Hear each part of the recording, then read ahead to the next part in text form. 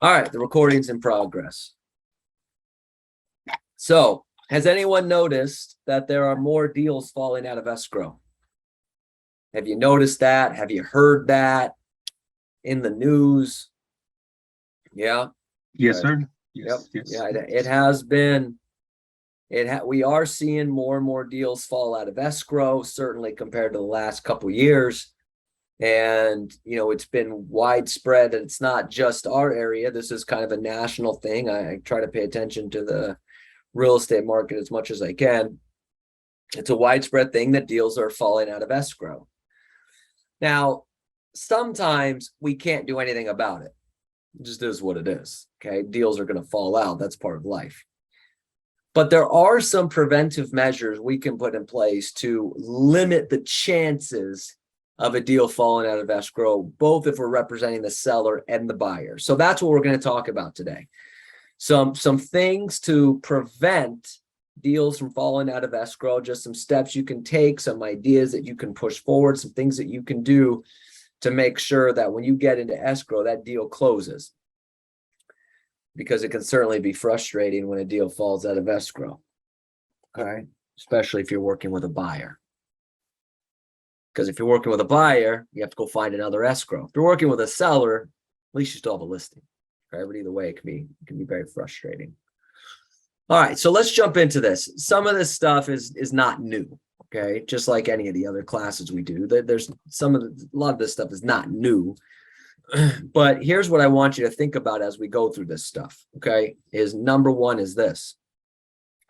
Okay, well, this isn't new. But are you actually applying it to your business? Some of you are, some of you may not be. Okay, but to keep that in mind, this isn't new, but am I applying it to my business? Okay. The second thing is, wow, that's new. I should apply it to my business. Okay. And the third thing that I would say is I don't really want to apply that to my business, and then ask yourself, well, why not? I'm not saying that everything I say here is the end all be all to everything, but if there's some of this stuff comes up and you start thinking, well, I don't really need to do that. Okay, well, why not? And what's the downfall if you did do it? Okay, so there's some things to keep in mind as we go through this stuff here and preventing deals from falling out of escrow. All right, so let's jump into this. Take out your notepads, your iPads, whatever the hell you take notes on. All right, let's just go ahead and jump into this. Okay, preventing deals from falling out of escrow. They're not written in any particular order of importance. It's just how they're written. Number one and most important thing in terms of preventing deals from falling out of escrow. I wrote this on my notes first, and I wrote it in all caps. Motivation. Motivation.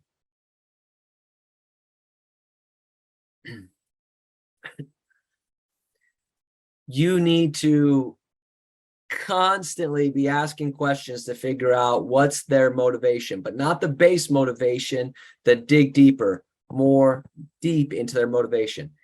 When you get a listing or you get a client and you bring it on a coaching call and we say, hey, I got this. What's typically the first question that someone like Neil or myself will ask if you have a lead?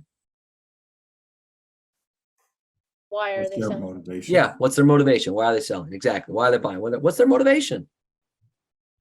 If a seller is not motivated, are they going to be in a rush to reduce their price? No. If a buyer is not motivated, are they going to be in a rush to raise their price? No. Are they going to be... Has anyone ever seen an inspection report that came back completely clean? Anyone ever seen an inspection report like that? Nope. I did the inspection, and you know what? House is perfect. Absolutely not. The inspection report comes back and it looks like it's a strong wind away from the house falling down. So if the buyer's not motivated, they're going to ask for every repair to be done. And if the seller's not motivated, they're not going to do any of those repairs. Then you're going to have a problem. Motivation is number one. But I wrote down here, again, don't just use the base motivation. Dig deeper. Well, why are you selling? Well, we need a bigger house. Don't stop there. Well, they're selling because they need a bigger house. Done. Let's move forward. Why do you need a bigger house? What's the significance of the bigger house? What's important about buying right now? Well, we want to downsize. We want a smaller house. What's the significance of a smaller house? Why do you want to buy a smaller house? Don't just use the base. Dig deeper. Find out what's really going on. And then when you know that, throughout the process, both the listing process, the buying process, the escrow process, constantly revert back to their motivation. All right, so the appraisal report came in. Mr. and Mrs. Buyer came in right here at this value, which is really great. We're now at day 12, 20 days from now, boom, you're going to be in that brand new house with that pool. Doesn't that sound exciting? Great, yes, because that's exactly what your kids wanted, right? Right, okay, all right, we're almost there.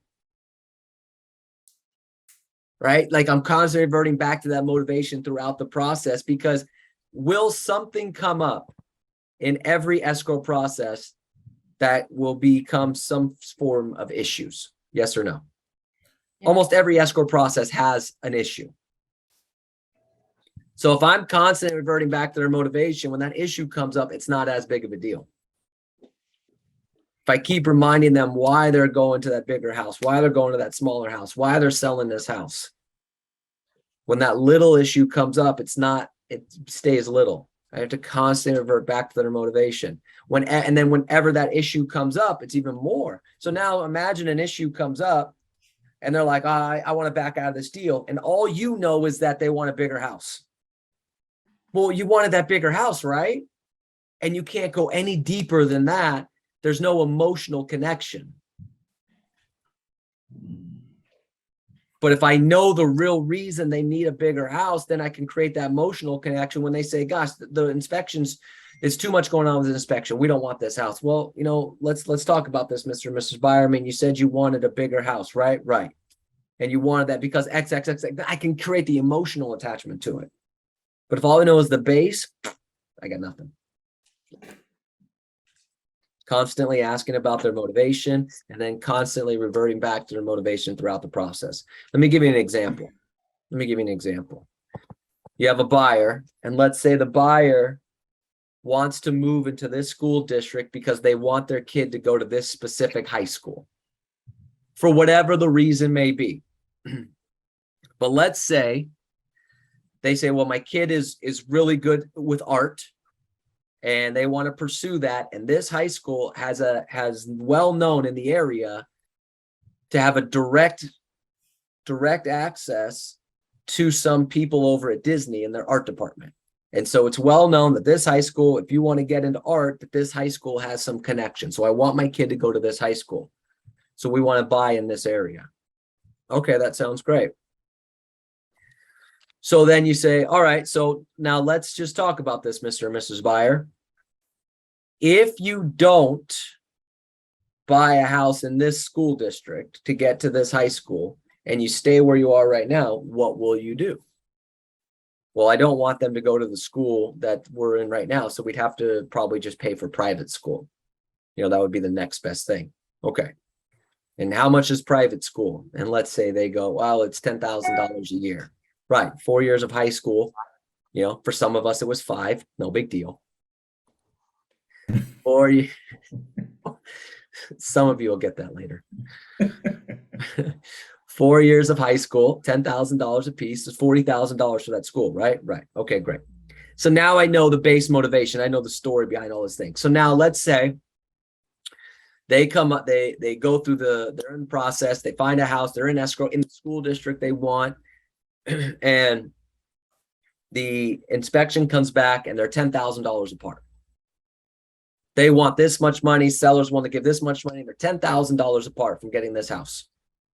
And they go, gosh, I don't know, I think I want to back out. Well, before we back out, let's talk about this.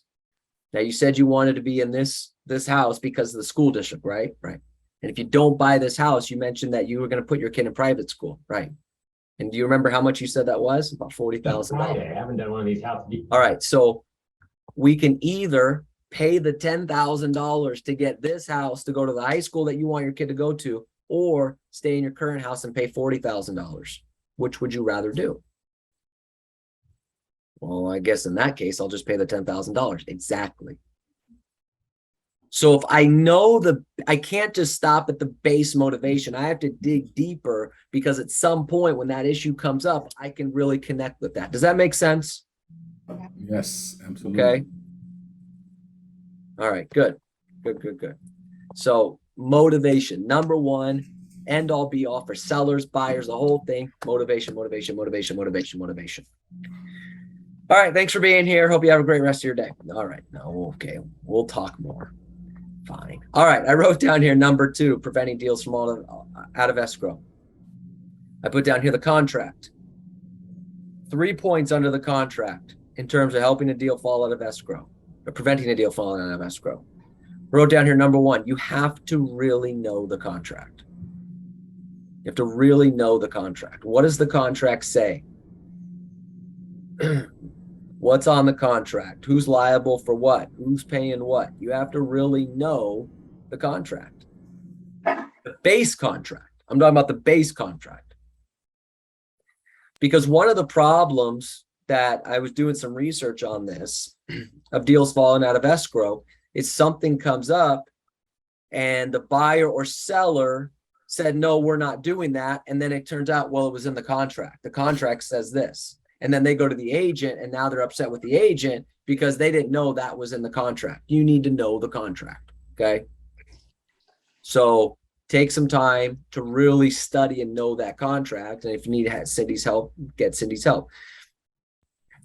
I wrote down here, not just knowing the contract, but I wrote down here number 2 is, can you read and articulate the contract to a client in terms that they understand? Can you read and articulate the contract to the client in terms that they understand? Because if you gave that contract to your clients, are they going to, first of all, are they going to read it? Mm-hmm. No. And even if they did read it, would they fully understand all the terminology in there? Nope. Because they're not in this business. It would be the same thing for us, right? If someone said, hey, we're signing you up for this aerospace engineering program, we just need you to sign this contract. Okay. And then there's like words in there that have like 14 letters in it. You're like, high school education. Can we split that into 3 words, please? All right. So can you read the contract and articulate it to the client in terms that they understand? Because if they don't understand the terms and they don't understand what's on the contract, then they're not paying attention, and then that's going to come back and bite you later. Know the contract. Can you read and articulate the contract to the client? Then number 3, discuss the terms with the clients before it hits the paper and make sure they understand. Now, I wrote this down here because I'm not just saying like verbally telling them the terms. It's okay, I'm telling you the terms. Now I'm about to put this on paper, but let me again explain this to you as I'm about to put this in here. Okay, because is buying and selling real estate highly emotional? Yes or no? Yes. Yes. When people are emotional, are they usually in clear thinking mode? Nope. No. So if I verbally tell them the terms of the contract and then I just assume that, well, they got it. No. Okay. We discussed the terms. Now I've got the contract in front of me. I'm about to put pen to paper or ink to paper, whatever it goes. I just want to confirm this is what we're doing. And this is what this means. We're waiving the appraisal contingency. Yeah, I want to waive the appraisal contingency. Okay. Now, before I put that in there and send this off, I just want to make sure we understand what a waiving appraisal contingency means. Let me give you an example. Did you know that if you waive the appraisal contingency, you can't use the loan contingency? So let me give you, here's what I mean. If you waive the appraisal contingency and the appraisal comes in short, you can't use the loan contingency to get out of the deal. Now, there's some workarounds around that. You know, the lender would have to write a letter saying, well, because, you know, they don't qualify, they don't have enough money. But let's say, for example, if the appraisal comes in $20,000 short and you say, well, we're going to cancel because the client doesn't qualify, the lender has to issue a letter saying the client doesn't qualify. But what if the client still does qualify? Now you can't use the loan contingency to cancel. So you need to be able to explain that to clients in terms of the contract and discussing the terms and everything along those lines. This is where deals fall apart, is there the clients don't read the contract, the agents don't know the contract, and then they just throw stuff on there without discussing it with the client in detail, and then it comes back to bite you later on. Okay, so spend the extra time, know the contract, be able to articulate the contract, know the terms, discuss the terms. It will come back. It will come back to get you. Okay, so just make sure you do that stuff up front. I wrote down here number 3, pre-approvals. Pre-approvals, probably the number one reason deals fall out of escrow is what? What's probably the number one reason deals fall out of escrow? Even more so right now. The loans. Extra afraid. The loans. Both, Melinda. Yes, they are afraid. Okay. But in normal times, it's the loans. They don't qualify. They don't qualify for the property. Okay. And Melinda, we're going to get to your point, actually a couple points down. It's on the list. So pre-approvals, right? One of the biggest reasons loans fall out of escrow, and it's been this way for years, is that when it comes down to it, they don't actually qualify for the deal. So I wrote down a couple notes under pre-approvals. Most lenders will issue a pre-approval and they'll say this pre-approval is good for 90 days, right? I'm sure you've seen those. I want you to write something down here. Now I'm going to keep this as clean as I can. I'm going to say something without cursing. 90-day pre-approval letters are CRAP. A 90-day pre-approval letter is crap. Okay. Now, here's why I say that. Do you have any idea how much people's lives can change in 90 days? Their income could go up, their income could go down, they could co-sign a car, they could add a credit card, they could max out their credit card, which affects their credit. They could do all these things that when now comes time to open up escrow, they don't qualify. Happens all the time. And then they go, yeah, but I got a pre-approval letter from 60 days ago. It's useless. It's useless. Because here's why. I don't know, some of you might not know this. When you get pre-approved, the interest rate that they're quoting you on your pre-approval is not locked. Mm-hmm. Interest rates do not lock until you open up escrow. So if I go get pre-approved right now, a pre-approval essentially is saying that on August 22nd at 12:38 p.m., if you open up escrow right now, this is how much you would qualify for. But if at 12:39, the interest rate goes up 0.25%, my pre-approval letter changes. So we can't rely on 90-day pre-approval letters. So what I wrote down here is get an updated pre-approval letter weekly. Now, they don't have to run their credit every week. When you run someone's credit, it's good for 120 days, typically. Okay. But they can go to their lender and say, based on interest rates, based on loan programs, based on whatever, does my qualification change? Are interest rates fluctuating up and down pretty regularly right now? Yes. Yep. So they need to get updated every week. It might help them. They might say, well, actually, interest rates are down this week. So instead of 950, you qualify for 980. Interest rates are up this week. So instead of 950, you qualify for 900. That's important to know. Have them get in on a pre-approval letter weekly instead of every 90 days. Right. I wrote down here next, get an underwriting pre-approval. Get an underwriting pre-approval. Most lenders should be able to do this. And I'm going to explain something to you. This is the dirty secrets of lending I'm giving you right now. What an underwriting pre-approval is that the file actually goes to an underwriter. And the underwriter goes through the file and gives a pre-approval amount. And essentially that means that this file's already been underwritten. The income's already been approved, everything. We're just waiting on an appraisal, really. That is as powerful as a pre-approval as you can get, because here's the problem. Most loan officers, and I only say that, and Chris, I'm going to answer your question in a second. Most loan officers, and I'm sad to say this, but it's like this in any sales business, loans, real estate, anything, don't know how to read tax returns correctly. It's a true story. And if you don't know how to read tax returns correctly, you can't pre-approve somebody correctly. So this is where the problems are in it. So a loan officer gives a pre-approval letter. A pre-approval letter is based on what the loan officer thinks that the client qualifies for. It has not gone to an underwriter, has not gone to anyone else. Which means the loan, they might not even have all the paperwork. So it's vitally important that the file goes to an underwriting pre-approval. Now, to Chris's question in the chat box, is that the same as a DU approval? No. And here's why. A DU approval is a loan officer puts the information in the system and the system spits out it's the approval. So again, a DU approval is based on what the loan officer is putting into the system, not the underwriter.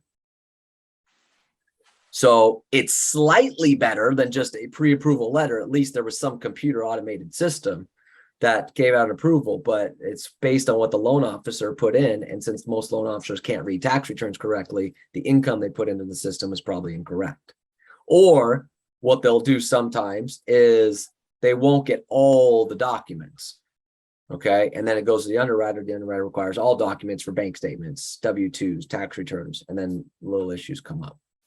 So thanks, Robert. So it's called a underwriting approval. Called an underwriting pre-approval. Underwriting pre-approval. Yeah, and it just means that it goes to an actual underwriter to pre-approve the file. And it's actually really great for buyers in general because gives you a stronger offer as a buyer to say, hey, look, this file's already been underwritten. We already know even the conditions. We already know the letter of explanations we're going to need. We already know all this stuff. So when you ask for that, does it normally takes long? Well, actually, if it'll take the buyer agent's good, they should have gotten that ahead of time. Yeah. While they're taking out. Okay. All right. Thanks, man. So yes, it's a good question. Great point. It will take a little bit longer. So a lender might get you a pre-approval in, I don't know, 24, 48 hours. Underwriting pre-approval might be, 3 to 5 days because they're going to do their actual escrows first, then they'll get to the pre-approval second, but could very much help you in terms of helping a deal fall out of escrow. All right, good stuff here. Okay, the next one I wrote down here are appraisal and inspections. Help prevent deals from falling out of escrow, appraisal, and inspections. Okay. So I wrote down here next is explain the process and the possible outcomes up front. The reason so many deals fall out after the inspection is that the buyer and seller are not prepared for when the inspection report comes out. Now, again, we already know what's going to happen. No matter how great the house is, this inspection report is going to come back and it's going to look dirty and ugly and awful and all these things. And so you already know that. So explain it to the clients up front of what an inspection is, what an appraisal is what the appraisal options are going to be. Look, we're going to do an appraisal. There's 3 possible outcomes for an appraisal. It's either going to come in at value, which is most likely. It's going to come in at higher value, which is less likely. And it's going to come in at lower, which is a possibility. Okay. Now, you, Mr. and Mrs. Seller, if it comes in at list price or above list price, hey, look, the buyer's good. Okay. If it comes in below list price, now we're going to have to negotiate because I'm sure the buyer's going to try to ask us to lower the price, and we're going to have to figure that out. And then you just have the same conversation with the buyer. So then it's not a surprise that this could possibly happen. Inspection report, same thing. Mr. and Mrs. Buyer, okay, when's the last time you bought a property? It was 15 years ago. Okay, great. So I'm assuming you don't remember the inspection report from that house 15 years ago. No, I don't. Okay, well then let me explain to you what's going to happen when we do the inspection. All right. This inspection, and then you explain it to them. This inspection is going to come back and it's going to have a lot of red flags on it. Now, it doesn't necessarily mean the house is about to fall down. but we can certainly talk about what the major things are, and we can obviously negotiate with the seller. But if you explain that to them up front, as opposed to they get the report and then they go, oh my gosh, what am I getting myself into? I can't buy this house. Look at this thing. And then the seller's pissed going, I'm not selling this house. I'm not cutting my price. This inspector doesn't know there's nothing wrong with this house. You don't explain it up front. So explain the possible outcomes up front. You already know what it's going to look like. Don't let it come as a shock to the client. Now, another thing you can do to prevent a deal from falling out of escrow is get the inspection done before you open escrow. So some of you already do this, where you'll tell the seller, look, we're going to do an inspection before we even hit the market. And that way, when buyers come to look at the property, they already know what the inspection is going to look like. So again, you eliminate that shock factor at the end. Okay, so vitally important. What I would also do too is ask especially if you have the listing, if you do open up escrow, is ask the buyer's agent, hey, did you explain, look, you and I obviously know what's going to happen when the inspection comes through. Have you already explained to your client what to expect on the inspection report? Like sometimes you have to be the leader, because if we're relying on other agents to do a good job, then we're kind of screwed. I'm not being mean. I'm just being real. This is not an industry that promotes good agents. I mean, So can I ask a question or wait of till the course end? you can. Of course you Okay, thanks, man. So as far as the what do you call it, the loan approval goes like this, how do you explain like to your client? I know how to explain, but I know what the difference between a conventional VA, FHA, right? When you get the offer and you try to let them know the difference. So kind of like, lead them ahead of time, right? Yeah. Would it be certain thing that you say, FHA, you explain what it is, but do you explain like what is the potential between a conventional and FHA would be in a VA? Do you know what I mean? Do Yeah, you go I deep would just, into that before you tell them? yeah, you could certainly explain to them, as the offers come in, or even before the offers come in, there's going to be, multiple types of offers. We're going to have cash offers. Here's what a cash offer is probably going to mean. Okay. And you could also let them know ahead of time on that point is, hey, look, if we get a cash offer that's above list price, I'm not saying we shouldn't take it, but I want to give you a warning of what might happen once we get an escrow. Okay. Because most cash offers that are above list price tend to ask for a lot when it comes to inspections and stuff like that. Or we're going to get a loan, and there's a couple different types of loans. We have conventional loans, FHA, VA. Let me explain to you kind of the base differences in terms of how it affects you as a seller. Okay. In terms of qualifications, it's the same, right? They all have qualifications. Really, the only thing that affects you as a seller in those types of programs is VA and FHA have certain appraisal requirements. And so we just have to make sure, Internet connection Mr. so and Mrs. bad. Seller, that the property, is okay for VA and FHA appraisals. And if it is, then it's fine, because all the loan requirements are kind of the same.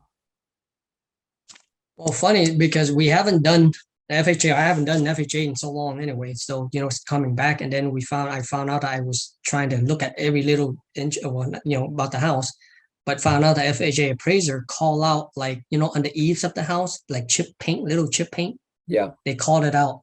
Yeah. Yeah, no, well, there's certain things that they're going to call out, chip paint. All the electrical units have to be covered. You can't have loose wires. Right. Yeah. Can't have things like that. So yeah, there are certain They're things. strict. Okay. So when you go around the house and you notice that, hey, this house needs some upgrades, chances are an FHA or a VA appraiser is going to point some of this stuff out. Now, if you have a house that's in really good condition, then you might go, we're probably good. So yeah. Last question is, as far as like, if you have one or two offers, I know you can kind of play around, look at it, but if you have one offers, what would be like, beside the term of the offers, what they're putting down and their pre-approval and stuff. Like my thing is like, you want to accept an offer, but at the same time, you're kind of nervous or kind of concerned, like, what kind of the agent's going to be or what kind of thing is going to be like, is there something that you would suggest to do that to avoid like potential issue later on with either with the agent or something? So there's a way to search up an agent in the MLS. And you can search up their closings and find Right. out on the Yeah. buyer side, on deals they represented the buyer, were there any concessions made? Right. So to answer your question, if I have two offers and one of these agents is someone that now all their deals seem pretty straightforward, and one of them is an agent where most of their buyer deals end up giving concessions, I have a couple options. I can either say, and assuming everything else is equal, and the seller says, well, they're all the same price, same terms. What do you think? Well, this agent has a history of everything kind of just goes through, and this agent has a history of asking for concessions in escrow. So if we go with this agent, chances are they're going to ask for money back, when the inspection report comes in or stuff like that. So that's something that you could certainly look for if all else is equal. Things along those lines. One of the other things you could look at is because chances are the buyer's not going to have an underwriting pre-approval, is check out their pre-approval letter. Even if it is a DU approval, what's their debt to income ratio? Because if they give you a DU approval and the debt to income ratio is 48%, I have no wiggle room. So it's like, man, if this goes to an underwriter and the underwriter finds that they're $5 off, not going to qualify. So, I'm a little nervous about accepting this one as opposed to this one who's got a debt to income ratio of 40%. It's like, okay, well, I got some wiggle room. So even if the loan officer doesn't know what they're doing, I got some wiggle room to get the property still going forward, even if Right. Just basically you got to do all the homework and check everything. Yeah, almost. you gotta do it and figure out what's best, things Even along so, those too. lines. Obviously, but one of the things that can be, obviously you're looking at contingencies, you're looking at things like that, but one of the things that sometimes can be deceiving, I will tell you this from years of backgrounds of loan history, one of the things that sometimes can be deceiving is the size of the down payment. Well, this person's putting 50% down, so clearly they qualify more than the person who's doing an FHA deal. Well, maybe, but not necessarily, because there are sometimes people are putting down a large down payment simply because they don't show enough income to qualify. So they have to put down a large down payment, which means you still might run into a debt to income problem. Right. So you have to be careful about stuff like that. Obviously, if all else is being equal, you have a better chance with a higher down payment, but little things like that. The debt to income ratio is one of the biggest things though, because you have to make sure that you have to go in assuming that the loan officer missed something. And if you don't have a lot of wiggle room on a debt to income ratio, when the underwriter gets the file, you might run into a problem. Thank you. Welcome. Good Now, question. Robert, in that Robert. case also would. Hold on one second, Michael. Yes, Tyrone. Would it be wise to have your own lender look over? Some of Yes, the other you can always request that they cross-reference. You can always request that they cross-reference with another lender. But then again, what if they say, oh, I don't want to? Then it's like, oh, well, because some people won't want to because they'll feel pressure or things like that. Mhm. So yeah, you can always ask them to get cross-qualified, but if they don't want to, then you still have a decision to make of like, well, they didn't get cross-qualified. What do I do? But yeah, you can certainly ask them. But I will say this, okay, very important on this point. You cannot require anyone to use a specific lender. Right. Okay. Because that's grounds for expulsion. Right. Yes, Michael. No, I'm just saying we're talking about from the buyer side here, also for the seller side, especially when we take listings, typically the seller say from the beginning before they sign, I want to sell it as is. That's typically what they said. And we just sometimes go along, but we just tell them we have to do a home inspection no matter what. But you see the perception of the seller that is going to price it in a way that is going to sell it as is. And that is sometimes the problem that happens because the buyer expect to do the inspection and ask for a lot of things too. So that will be the question when you take the listing as well. Yep. And that all 100%, that all goes down to motivation. That goes back to that. If the seller's really motivated then you have a shot. If the seller's not really motivated, then you know you're going to have to go into this file or this deal that, letting the buyers know right up front. Look, we're going to sell it as is. Good. All right. Last thing I wrote down on this point here is, in order to help a deal fall out of escrow, is don't be afraid to split the costs. So here's what I mean. I'm gonna be brief on this because we're running up on time here, and I got a couple more points. If you're $10,000 apart, right, and it's the buyer is saying, I want the seller to come down $10,000 more dollars, and the seller saying, I'm not coming down another penny. You're $10,000 apart, and and then the deal's about to fall out of escrow, which happens all the time. This is a last case scenario. Okay, is get everybody to split the cost. So here's what I mean. There's a buyer, there's a seller, and there's two agents. Whatever the cost is divided by 4, everyone puts in their part of it to get the deal done. So we're $10,000 apart. Hey, me as a listing agent, I'll put in $2,500. Buyer's agent, you put in $2,500. Buyer, you come up $2,500. Seller, you come down $2,500. We just made our $10,000. We just closed the $10,000 gap. So all everyone has to do, instead of $10,000 off, everyone just got to pitch in $2,500. Now, it's not ideal because we lose $2,500 on it, but if we need to save the escrow, split it 4 ways, much more manageable for everyone. All right, I wrote down here next, last couple points. We're going to go a little bit over 1 o'clock, but I'll go through this quickly. I wrote down decision makers.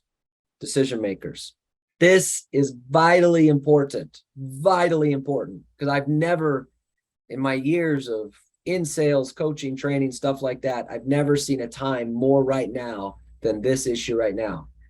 Who is helping them with the decision? Ask them that multiple times. Who is involved in the decision-making process for both buyers and sellers?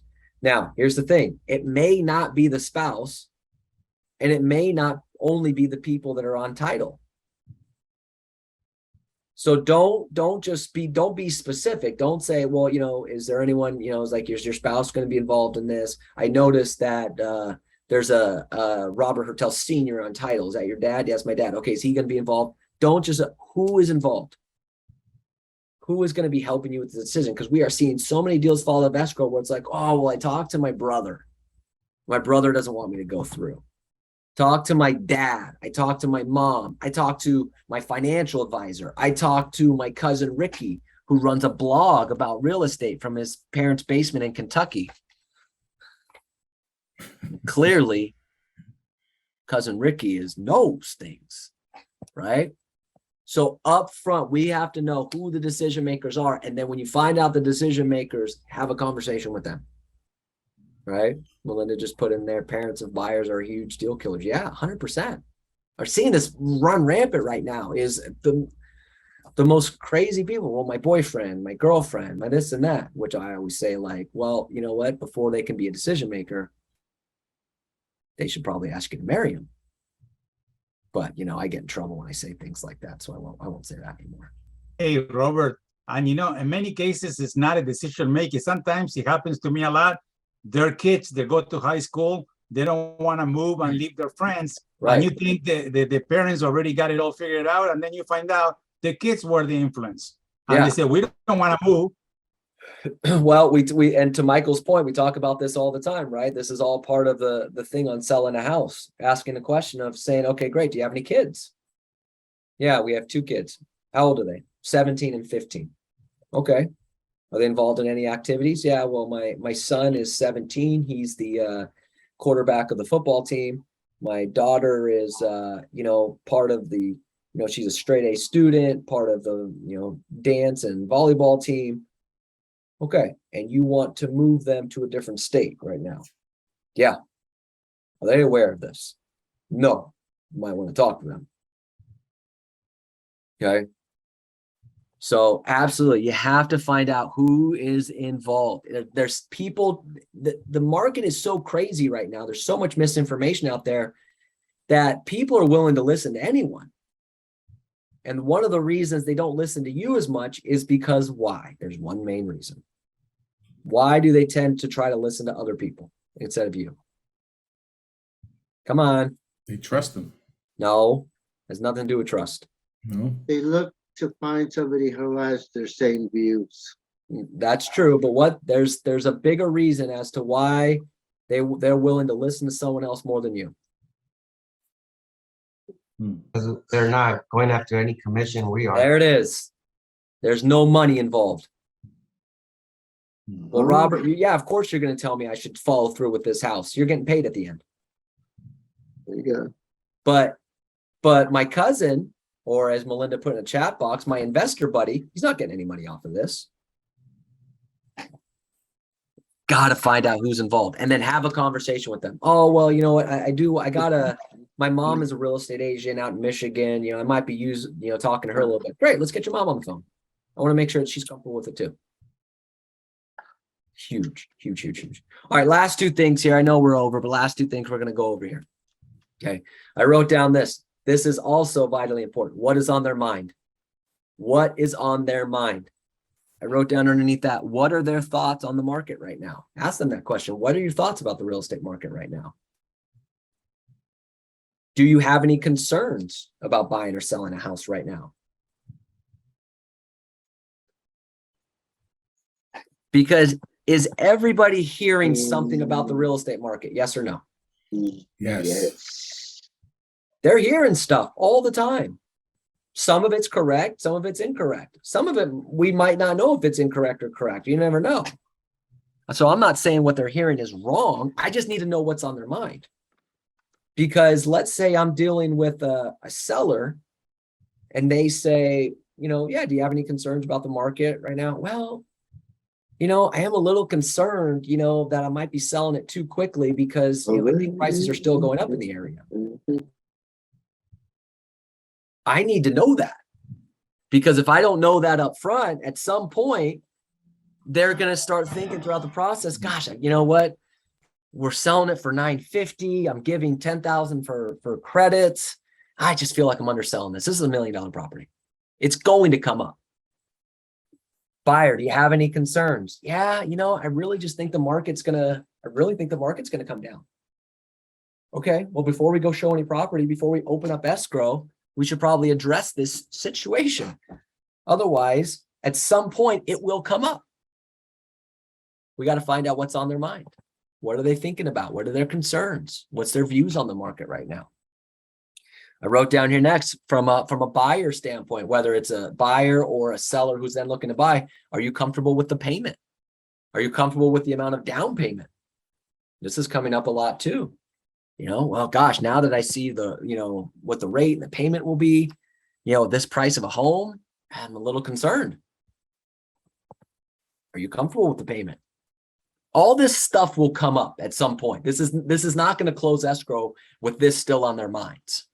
So we need to find out up front more. What's on their mind? What are their thoughts? What are their concerns? What are their views on the market? What are they reading? What are you hearing? Okay. Hey, Robert. Or my favorite question, one second, Michael, or my favorite question that you should ask everybody, whether it's a lead or right before you open up escrow. I'm sure you've heard, read, or seen something about the real estate market recently. What questions do you have that I can answer? Yes, Michael. No, I just asking you. I know you were talking at the beginning. I probably missed it. What is probably the biggest reason right now there is the most cancellations as a company? I mean, I don't know if you said Loans. The loans are Loans. It's not people. It's not people changing their mind, right? That's higher than it's ever been. Is people changing their minds, and it's usually because they heard somebody else is in their ear.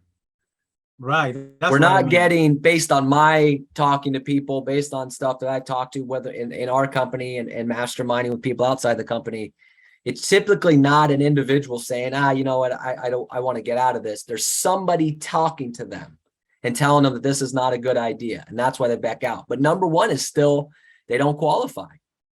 They got a pre-approval letter. The interest rates changed. The loan options may have changed, and then it falls out of escrow. That's still number one, and will probably always be number one. But more than ever, it's people canceling because I changed my mind. And it's usually because someone else is in their ear. All right. The last thing here I wrote down here to prevent deals from falling out of escrow is be the calming force. Be the calming force. We mentioned earlier, real estate is an emotional transaction. It's a stressful transaction. So if somebody's under stress and highly emotional and you become highly emotional, do people tend to continue to move forward or stop? They stop. I'm highly emotional. I'm stressed out. And now you're adding to that. I'm done. And that's what happens sometimes. They're highly emotional. They're highly stressed. And then we pressure. And then they shut down. They feel the desperation because we need the money. So they shut down. Right? They can sense that we're frustrated. Well, I'm thinking about backing out. And we go, okay, good start. I don't remember that in the script. Right? So be the calming force. Don't pressure them. Don't sound frustrated. Don't sound desperate. And constant communication. Updating them all the time. Updating them all the time. All right. Questions on any of this stuff that we went over here today? No? All right. I apologize for going over, but hopefully there